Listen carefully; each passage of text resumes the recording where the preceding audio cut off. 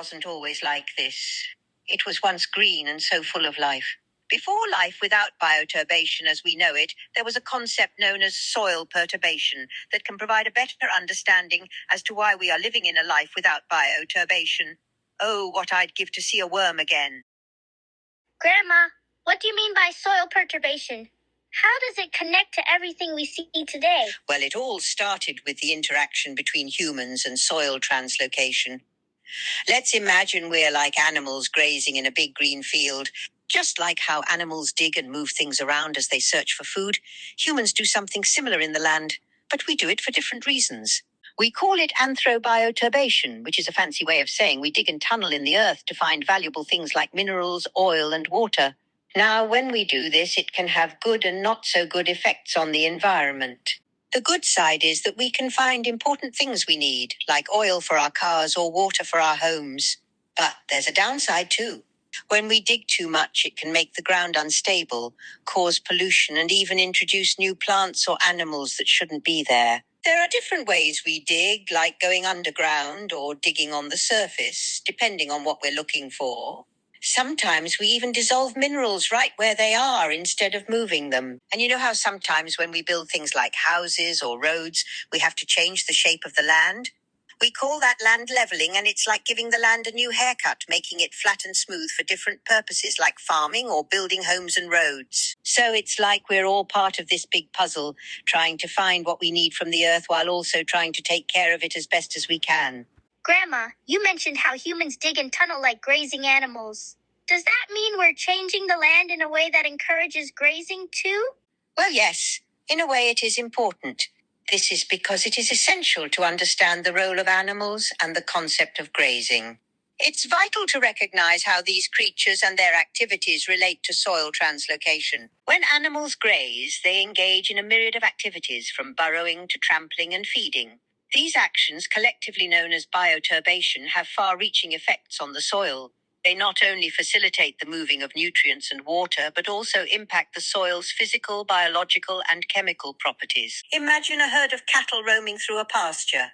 As they graze, they disturb the soil, promoting microbial activity and altering the composition of plant communities. Their actions also lead to soil aggregation, which improves water infiltration and root growth. As stewards of the land, it's crucial to understand how grazing animals contribute to soil health.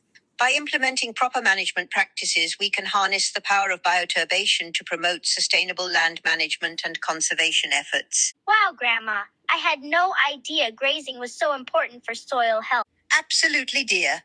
Grazing animals are just one piece of the puzzle when it comes to soil health. You see, it's not just the big critters like cows and sheep that make a difference. Even the tiniest creatures play their part in soil translocation. Take pocket gophers, for instance. While they may have a reputation as nuisances for farmers, their burrowing activities are actually quite beneficial for soil health. By continually moving through the soil and incorporating biomass, they prevent the buildup of excess organic matter, which could otherwise lead to problems like disease. But it's not just mammals that contribute. Have you ever heard of earthworms? These little wrigglers are soil superheroes. By munching on organic matter and creating tunnels, they aerate the soil and enhance its fertility. They're like nature's gardeners, constantly tending to the earth. And then there are the springtails, those tiny but mighty creatures.